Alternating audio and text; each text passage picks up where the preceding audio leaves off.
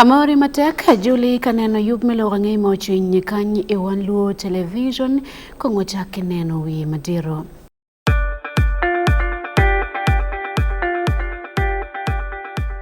At least the one thing for now we can all agree on is the soap to use. He likes that it's big and lasts long. Anti-economy. I like that it keeps my skin smooth. Alina Echovu. And the children like that. It smells amazing.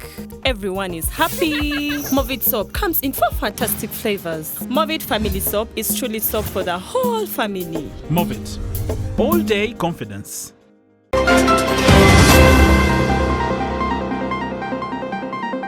Lufumi abungwen ki pier bichel moa ki lao guno fonye komtiti computer me chacho wil kinongo ngech manyene lo kumfu. Bawa District Farmer Association tikere ata duong kana rom ke to center mara mo purang punyere kare nino.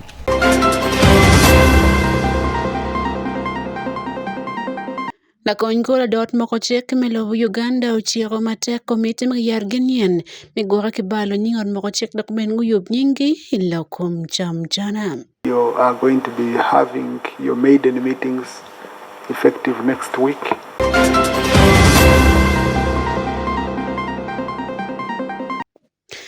Kadong ki Gulu district luak magurumo Bekas Fort Patio gidiga te kigum PM Pascout milim makaberu maurumugin en Fort Patio.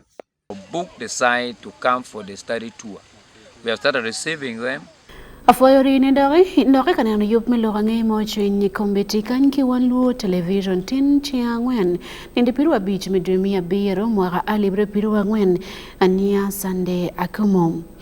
Lufuma kikwania district kengu menongo fonye mabeto chwale lokom tiknyun pa mono mekare mani mechato wilnonga kidonje mkano pikitego kiet mikube mekare mani yub ma akibot dulma Uganda Communications Commission yomo kene makono ko yume fonye mana yobedo College of Agriculture Memokere University mageti karman bolufuma ilang sub-region kami borgen ngechi Roma upore lufumi abungwen kipiara bichula ke district mekole oyam amulata lira dogolo apach kidongo Turika Leptong district guno guman ento kwania district ukeng wako jem ken mapo beri yo mapore ki yung botkin ngat matiku buken yubman beka sechito mati programs manager da kupken yubman ki lao sub region otero pingor kwania ukeng kaben rufuma kuno fonya man gotero be pa yubman magin guno kibodul me Uganda Communications Commission Kopur mie chele piaria mati kwania district lao sub region Tio keng le mo punya na mati computer ita yo ba me punyo pur kerti computer ame dul me Uganda Communication Commission me de kere makere university ti adore kom karman lango sub region mati kere district harama bongwen upura mati kwania district kuti hame tio keng ko yo mana ko chen punya man na me district chel mati lango ti ma kwanyo pura ro mi chele piario retero le mo punya na mati computer beka sekitu amober project manager me da boko kom Ponye man pilang sub region en kono ber ke kar metito ngomi gamente okato kere yuba me ponye pur I kere ngai ci kom ti computer. In digital skilling, what do we want to tell our farmers? We want to actually do what we call mindset change. Tell them that actually you can do agriculture with the use of technology. And one of them is making sure Uganda struggles Uganda and the world over, farmers struggle with the market. Yet the market can be gotten by utilizing the digital space. In this digital space, UCC previously with the Uganda National Farmers Federation and the HTEC, they created systems, the e-agriculture system called ICT for farmers. This was supposed actually to help farmers. Number one was to access free extension services, cheaper farm inputs, and then lastly, they created for them an e-academy. This e-academy has a lot of content in video, in text, to help our farmers, and in local languages, to help our farmers actually understand all agricultural enterprise, including aqua. So, when we talk about digital skilling, we are not only saying use the phone like this, no. We are saying use the phone, but how do you use the phone to actually increase your income? Is that it? Within your agriculture sector? But also cut costs, because it's not about increasing income, but also cutting what? costs, but also you being digitally aware. Ilo kere chamuti ya paj municipality chengadek sekutu berker karmeti tungomio yo mekwania okeng limo puonye man. Lango sub-region. In Lango, we have been in Oyam, we have been in Kole, we have been in Otuke, we have been in Lila, we have been in Dokolo, we have been in Alebutong, we have been in Amolata, and now we are in Apache. There were 8. Whereas also in the northern part of it, we had other 8 districts that side, and also in Western Nile we covered another 8, a total of 24 districts. Kwania, there are districts which we thought that when we are near within, those farmers will come. But of course, when we reached at the ground, it was not the case. We said in the next intervention, all the districts that we have not covered in the Lango sub-region, Kabera Maido, Kwania, those ones we can also get them and actually put them in another cluster for training. And therefore, that preparation, we have already given the recommendation back home at UCC, at College of Agriculture. We need to organize for districts that have done what? Have remained, so that all of districts are covered at once. Acho apat kere meyo pur berker karmele mo puonye man en kono tin ro gummo kena me bino porro e kom jama berker kara me puonye gi kom tic kere nyoyo me computer. But within the 120 farmers, because we know this training is a 2-day training, but transforming people digitally, especially if you are dealing with the illiterate, semi-literate, and a few educated people, cannot be one day. But we are saying, how would we maintain sustainability of the program?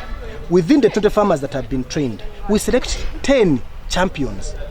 These 10 champions are going to be empowered, and they will continue the digital training. By the time we come back next year, these people will not have gotten cold. They will still be hot. We again add, and maybe the next time we come back, instead of doing 2 days, now we shall do a week. So that is the intervention. They have a building.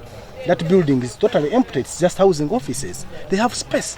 So we are saying, can you apply to UCC so that UCC can bring a public access center, at least with 10 computers, to sit in that building, so that now our farmers here can go there and continue doing their work normally, to access content digitally. Sam jamana me kubir yongen me apat District Farmers Association en kono tero ngame ginoti medimana dul me Uganda Communication Commission berker kar metin mo yapat we ko pura me pe berker kar medli mo ko ngejman o berker gumdang me lim mo ko ngejman so ta ne lobby ne training pe bet ka hela kana man mirbe di santa mara ba District Farmers Association tikere ata duon kana ron ke to santa mara mo pura un punyere kare ni wanga jot du pura pa du chubere mi computer literate pan ngejime nyonya mono do no timalo idol lo punyene pilang sub-region na mo dole yapaj chengadek ki germes katol yapaj municipality pour maga mo lo ke Wan Luo television kine Celestino Chen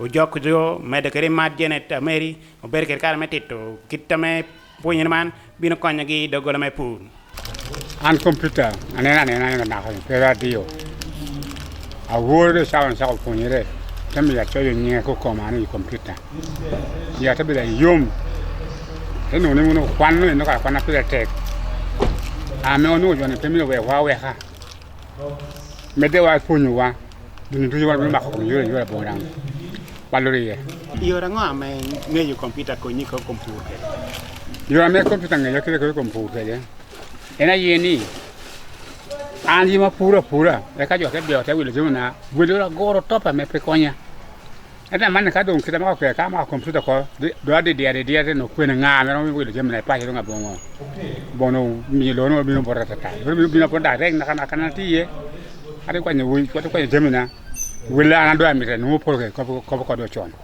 ber dog da dokumia anatina ka smartphone eta tenunguni i smartphone kakanuke na no pot pangeo eta tin aworo kede tin tenen do jema besho ameda dong ana dok dang chima chana wake mach pashu so mi adok ta ko ticha ber dang do miu karanga tutia wa kare computer meran paparo angeni jami ye dang kanda ber mot atimo Mario umio wa ngeo kitame kubere bero kere Kaune ni chani mi wa jo ati chim ta cha we ni mi wa tu utide meeting ama tu winyu ngata tinga tu ku wa du meeting utida ne no jinen ka de joti lo kere no kwel na bon mon ate ko ni mon yabo wan po do ko ping anu ni dang do gena dung ti ko mo ni komponyere ni Pi Wan Luo television Jasper Gwel ya Patch municipality. Fortunated bot Jasper Gwel pikelo report meno. Lotiano kilwak maguru makaber makiluon mono Bakers Fort patiro mati guru district kikar magiti yupo kono piem paturo meskout ikaber man mano kar melimo piny meneno ket mayup manti kwer ke ben be pakaber man Bakers Fort patiro piem man tike mir mayaro to mobo chung pi guru district piem madit memboti melobo Uganda lu gitega yupo kono kayupe man ki Bakers Fort mati patiro sub county igulu district the George Waman Ismail Jacob Johnson Beruti konen kil report matut ki Bakers Fort patio IPM Pascout.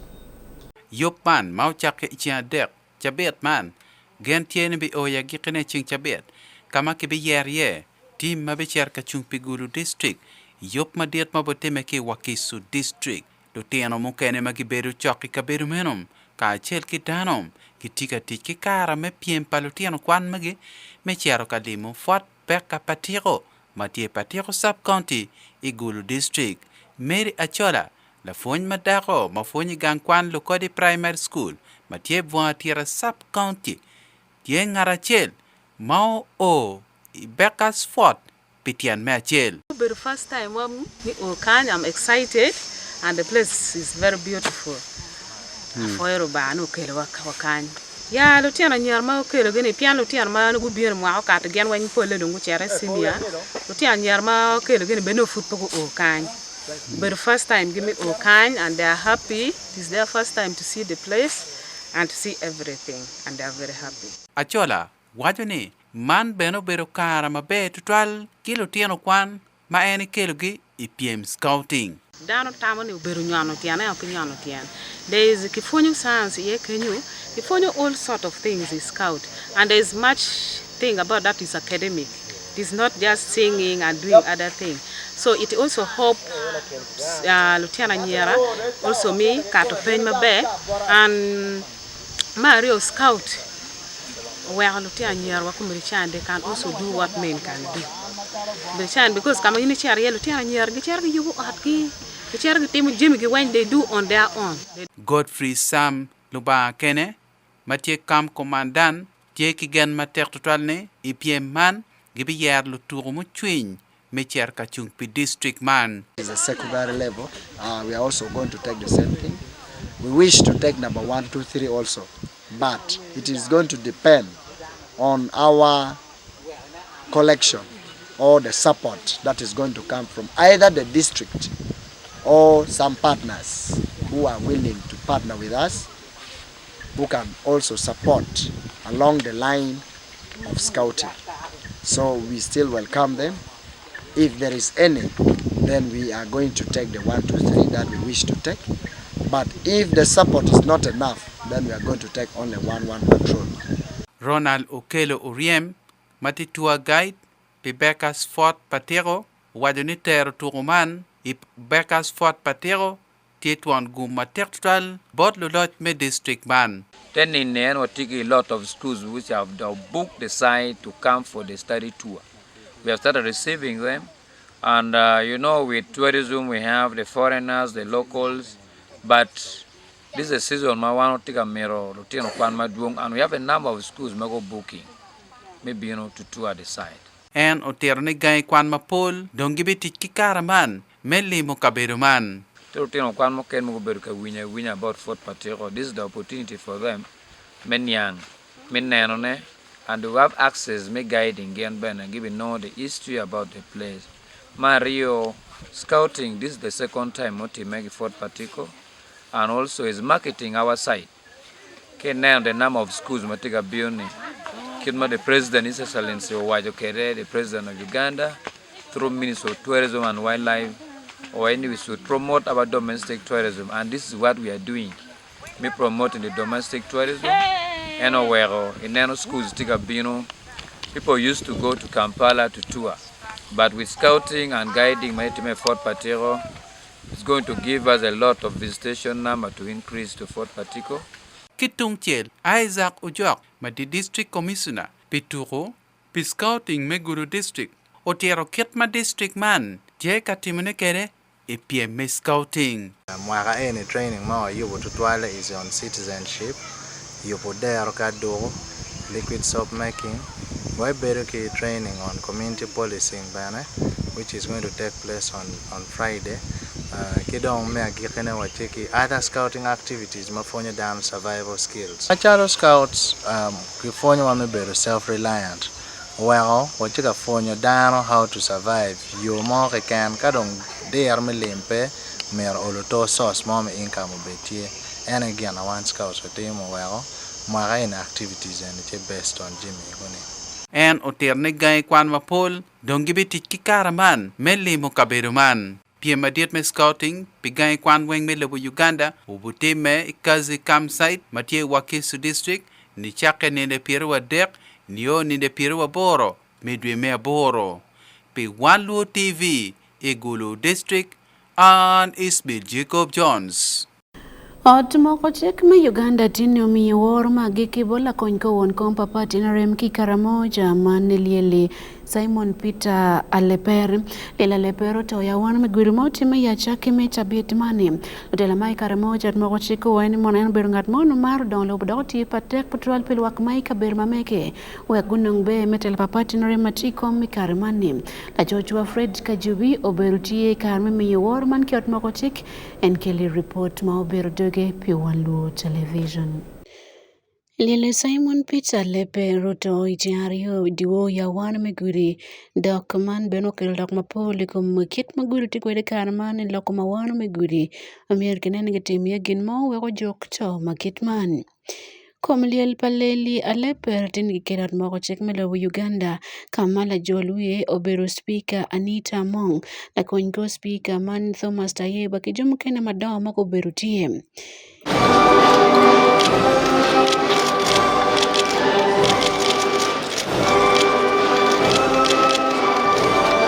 Igare mikumo pire la kongo President Jessica Lupo, Prime Minister Robina Nabanja, kidong la kongo won kom madit papati narem Alhaji Moses Chigongo berutie ikindano mokene mapol. La kongo la dot moko chek man Thomas Tayeba wane mon lila leper biringat moti uji mapigi tego pilo Uganda, atirane eno jale pidon lobo pidano magiti Karamoja.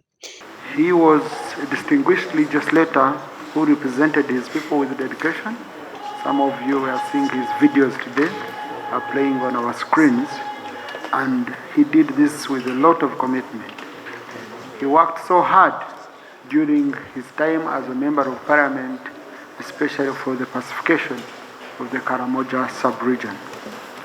Honorable Repair contributed immensely to the debates in the House, focusing on improving infrastructure in the Karamoja sub-region and food security for his people, if we are to be specific.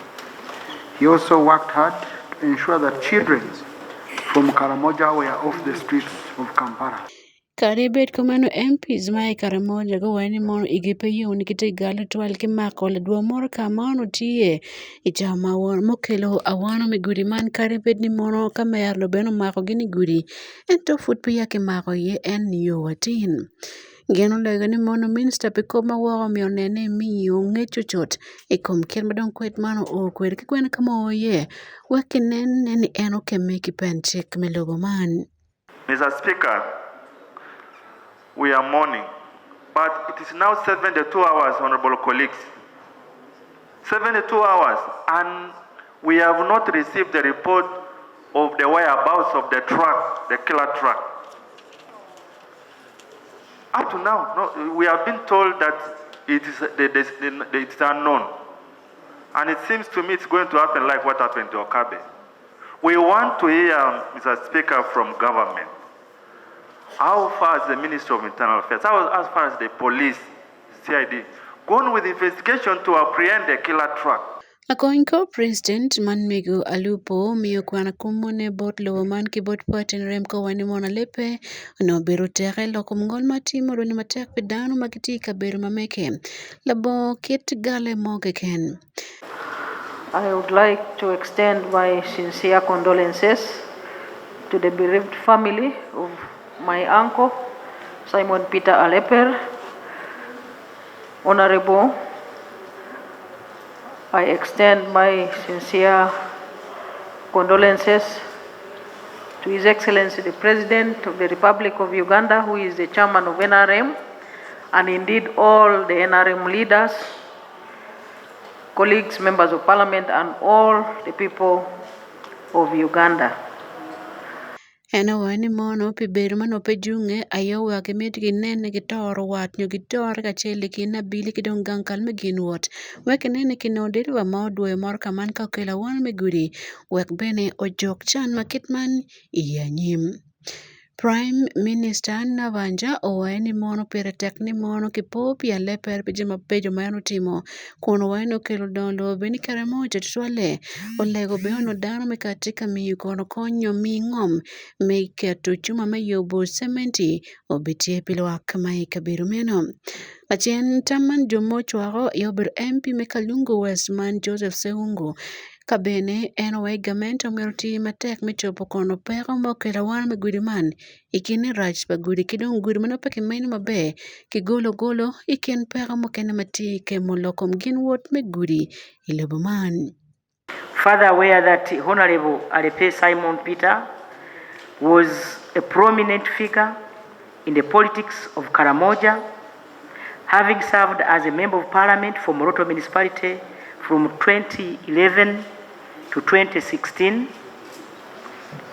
wherein he boldly spoke against programs that disrupted the productivity of the region and vehemently supported programs that improved the welfare of his people, recognizing that Honorable Alepe Simon Peter also served in distinguished positions in international organizations which have specific focus on the growth of the Karamoja region, such as Program Officer for the National United Nations Development Program, UNDP, Zonal Project Officer for World Vision International, Community Dialogue Officer for the International Rescue Committee, and Moroto District Peace Monitor. Nuchuan moko chek maki Karamoja ko waini mona Lepero tiyo matek mekelo don lubo kaben legamente ni kinene kichulo tino ne wek lutino kijabier modo ingene wek ben gunongum mekwan. Lepero to kima piera bika weko buma tutu twale Karamoja dok wido popo madito twale pijim meno timo kabeni gibi miya wore kare duju pijalo kuone mitich pilwak mai Karamoja kilobo Uganda lo. Wan Luo TV yot mokotik Fred Kajubi.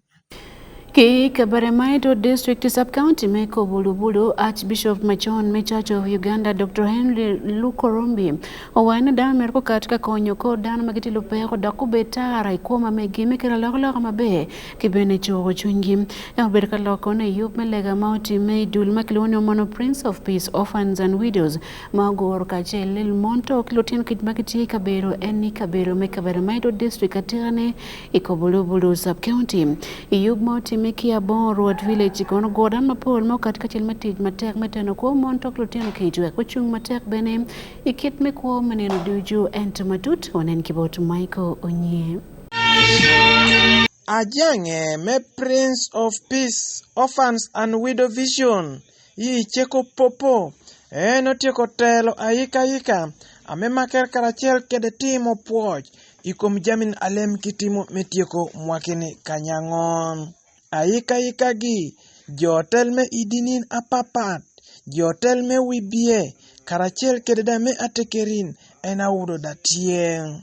Archbishop me Church of Uganda owei mere Dr. Henry Lukorombi ena udo bedo welo aduong ditelo ayika ame maker karachiel kedilega karachiel keda puoj noni ena udo tie karachiel keda Bishop Mesoroti Diocese Kosea Odongo. To them who cannot see, be the light. Pibujo kameli amero moneno bedunu lero. To the ignorant be the wisdom. Pijo kameti ekere kui bedunu rieko. To the weak be the strength. Bujo agoro bedunu teko. To the lost be the compass so that they can find their way. Pijo kame oruenyo monugi. God trusts you. Lubanga geno. And has entrusted to you his people. Dokonda ekokedo ichimu jomege. Will there be somebody here to whom God will say, well done, good and faithful servant? Not people, but God will say, well done, good and faithful servant. Bet your deal is not that business because people will watch you whether you know it or not. And unless you are transparent, your ministry, your leadership is going to flop. And then thirdly, life and light go together. When people are in the light, they are going to cause life to take place. Now, every leader should know that his ministry or her ministry is a life-giving ministry, like we have just celebrated Popo's ministry here. A lot of what they have done is to bring life where there was no life, hope where there was no hope, and then there was that which people have realized that water that they have given people is water which gives life to people. So any leader, be a person who is never doing shitty deals, behind the scene deals, but let people see where you are going, because if they don't see you, how do they follow? You are the light. Asoji hotel ache apapat me wibie bala minister metaso karachel kede MPs ikom jachi apapat and ameda oudo tieng popo ena timo jamin ache apapat bala nati ko tangin karachel kede timo ache apapat alube karachel kitada director mere Florence Ringe wacho. I saw the desperation of my people. I saw the development in northern Uganda where I worked for over 15 years. I saw the transformation people had there, and when I compared what my people were going through, it entered deep inside my heart, and I decided to resign from all the jobs I did, and I came to start Popo. I came with my hands. We drill water, we fix water, we rehabilitate boreholes, we protect open spring wells, we provide water filters to the children. Each school gets 7. But we don't want children to loiter around getting for what we give hand washing facilities that is under wash. We have menstrual health program where we train girls to make sanitary pads. We don't only train them to make sanitary pads. Mona becha tieka de kedajati wana punyi dwe benyo tuo dwe obedogi aber. Enyuto chilo menyako, enyuto chilo medako, enyuto beidongo miriuti nyom. So we make the girls to understand the value and the goodness of menstrual health and to understand the barriers and all those obstacles that come to interfere with the menstrual health of a girl child. We also help under education. We support girls, young girls. We call them young adults through medical courses. We've supported 80 midwifery and nursing. Every term or every semester, we pay about 4 million shillings per child. It's a huge investment for us. I'm on the 1st of July, so that's where we are expanded. Then we're also going to Dokolo next. Hopefully, I want to go back home to Pakwach after Dokolo. Jotel da awudo tie ena bin omedo dwangi mepuono kope apapat ameda ringe timo. Amada chwa morati di chemuka chwa haruko harasine kene apaka initie ko. Liangi oba yambe nyoro banga indi nene Florence ibe. Iwanga bit. Itimo jamandongo ikan. With very little money is able to go a very long way. For us, with a lot of money, sometimes we do nothing. Your Grace, I had the opportunity to look into the papers of one of our districts when they were preparing to drill a borehole. By the time we are done drilling one borehole, it is costing about 60 million. And that is the amount of money Popo will have used to drill 3 boreholes. In the district that I share with my colleagues, this organization commits not less than 2 billion shillings a year.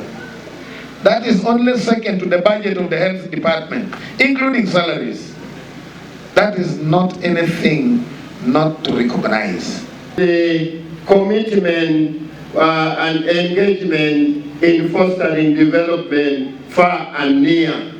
And as Lango Chiefdom, since you have now projected a move toward extending this similar service to Amolata Dokolo, I'm here on behalf of His Highness to welcome you home.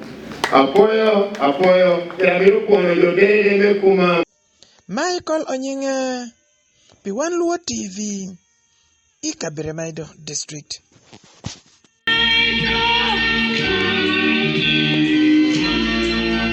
Kichiro matek we ko me komite magetian moko chek metika malenge we ke joanying lokom chamchan kan moko chek me loboman we dano we nguchak bera gonya ilobo Uganda ngat modor ka choke mantine bela coin cola dot moko chek me lobo Uganda man right on with Thomas Tayebwa ma lor matek bod we ko me komite manikar me gen dokti ma mege me chako ne bene chot tini ichangwen kiot moko chek me loboman wanen kong report matotikom logman.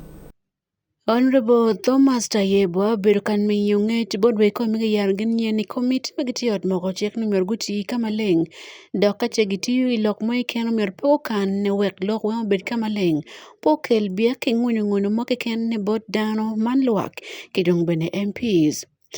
Ena wani mor merguti manogi rwate ben kijomo ken mapole ken lo chaden ki bene koko moken wer ben ki board minister ni mon MPs ki bur gini ka chokeni omir dongweng obed perem. Through the processes as we await to arrange a more intensive one where you will even be able to share your experiences by then because of the responsibilities you now have. So we are starting business. Yesterday we had a business committee meeting. We agreed on the work to do. So the ball is already rolling, and I do hope you are going to be having your maiden meetings effective next week, especially for those who are new. And then for those who have been in, it's continuous. Even the ones who have ever held positions, like Honorable Baka Mugabe, who is a former vice chair, Committee on Legal Affairs. Times have changed. The members of parliament have changed. The rules have evolved over time. And even the general awareness and activism of society has changed completely. So now you have to be extremely cautious and you'll be able to be up to the task in a modern way. Mapat kimeno eno chiego ni mergutim ka chogi wenki ot moko chek wek lokum kogo moki biak wilo dano bed pere ki yung board committee makitman. Ni woki yar kamalengen kit magen gitiyu kwer ki bene tete kod kilim wenki ot moko chek Tayeba wani mono man obo konyo matek merocho gen palwa ki bene nene ki joya nyingi ni kom kogo mi chamchana matime liet dok matek tutwal ikar ni enim. Mapat kimeno en beno chaye matek executive mokene kono puya kodoko dukti gig bene nene kono peki lupo lok mano ot moko chako kati kwere matika bal ritual luenyi kom chamchana. Kiyung chiel bene koko kono man mir mane kwanyo kono jomo kene madongo kilune mono sensor motion makono gikero ne kom commissioners man moko chek tindo no wel signature mamite ngamene telewigi na ye MP melwe miyaga county man Theodore Sechikubo makono dong gitika nongo liero matek meneni mir gi ochope niyo tino dong dano man MPs gen 174 karo chingi kom gen 174 mamite ket mapen chek chimo kwerni man dong telo kan gitri kayar me katikilok mana tie inyimot moko chek wekinyam yekagenen ngoma gibitimo ikom commissioners meot moko chek melobo Uganda maki pelo wangemo chuny Wan Luo television Fred Kajubi iyot moko chek. Ki West Nile mati ya Rua City ya Yivu Division lutiano kwan mga timpin mabe mwaka mokat kuno gumeno ngomich kideng mot bot lutel mameki man pipin mabe me klasa beer kidong klasa ngwen mesinia lutiano kwan pia ngwen ya bor kuno konomich man do kapole kimi walo lutiano kwan maguchero e yub ma opong wiye wogo isent kizito e jofe orphans makono lutiano kwan kuno pin mabe totual ya duke pin magisha pa klasa beer me primary kidong klasa ngwen mesinia pe mwaka alibario piru wa dek Ki West Nile Emmanuel Ojoko Berkalubo Lokman and kill report matuti yup milowangi mojin itikanena wen ki Wan Luo television. Division me aivo manuangiri isiti mirarua ushako yik moko memeo mech nya wia mansukuru manuango utemo maber ipenji mi klasi enike yik mamirachielo ubedu ikatich nyoke headquarters me aivo division eni ma omeo foch ni awia male mansukuru matungtung magetemo maber ipenji mi klasi abiru nyoke PLE mi oru elifario kupierario wia dek awia pierangwen wia bora genwango mech matungtung maikin gi ubedu suka man mathematical set. Ronald Dradia Mautie Jawikom mi Social Services Committee washunia yubiripi yikne ubedu tek pinikum ginwangu masendi itenge milim bir inindu mimeo mech eni. This was a function which should have taken place quite a while ago, but due to foreseen circumstances, we had to keep postponing it until today. But we were sure this is a function which must take place. I want to apologize to, first of all, beneficiaries and the parents who might have heard about this and waited for some time. My apologies as the chairperson of that committee. I want to extend the apology of the department that handles this. We had quite a number of challenges that could not allow us to do this on time. However, today I'm grateful that it is being done.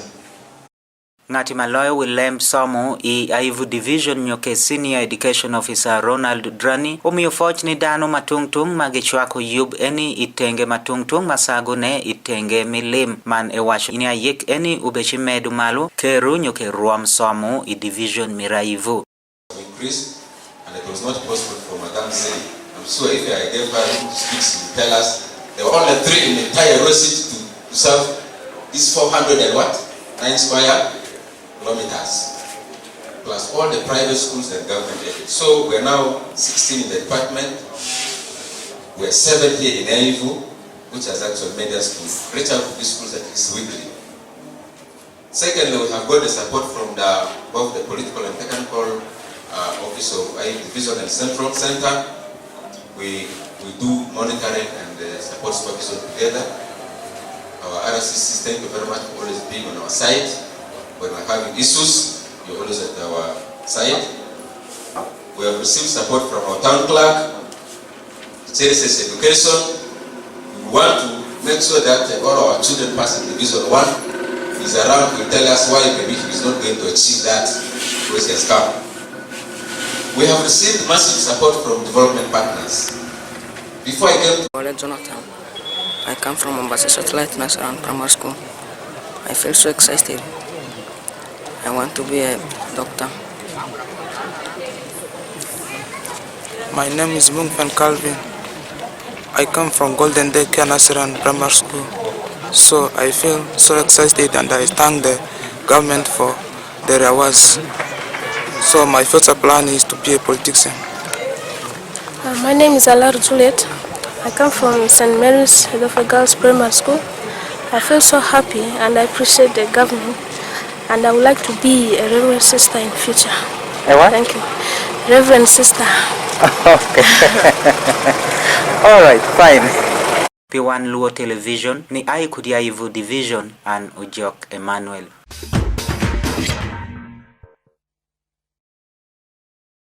Welcome to Rula JP Manroa Matia Nyole Uganda Kathleen Nobel Chika yupe matak petu Rome Olympics ma wachaka dong dikan kibiyara te I Paris en krontika yupe kono petu Rome Roma mal daktiki lo konkor mapole ken la fontu mameki Anthony Martinez James kidong Batenga mageti fonyento I Roma mal wanen kang report matut welcome to Lugonko Kathleen Mayubetu Roman Aya James Anthony Martinez Kidong Batenga Nachi Sozi Magati Berlo Fonto Mamege and Piyupeman.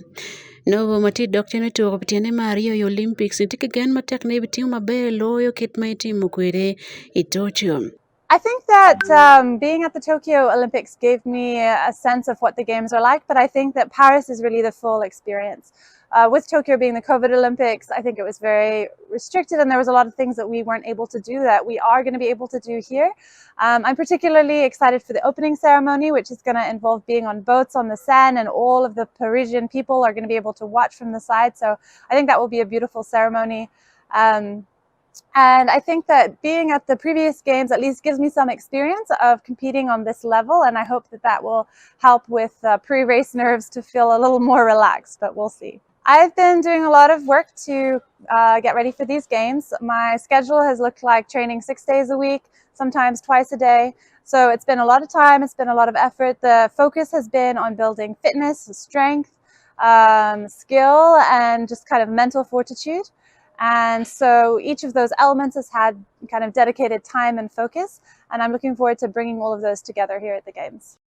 Kathleen is in Paris, preparing very well under the tutelage of Coach James Martinez. There's been a lot of preparation going into how, what the race plan is going to be, how mentally prepared she is, how, like her technique, a few things that are just being brushed up. And and also just making sure that, her boat is ready and well prepared. Everything is ready to go. So the weather here has not been very good. It's been windy, choppy. It's been raining. But hopefully by the time we get to the competitions, the weather will be a little bit better. But overall, Kathleen's feeling, she's getting there. She's feeling good. It's, we're taking it one day at a time. And we are happy and excited for us being here. Kathleen is in Paris, preparing very well.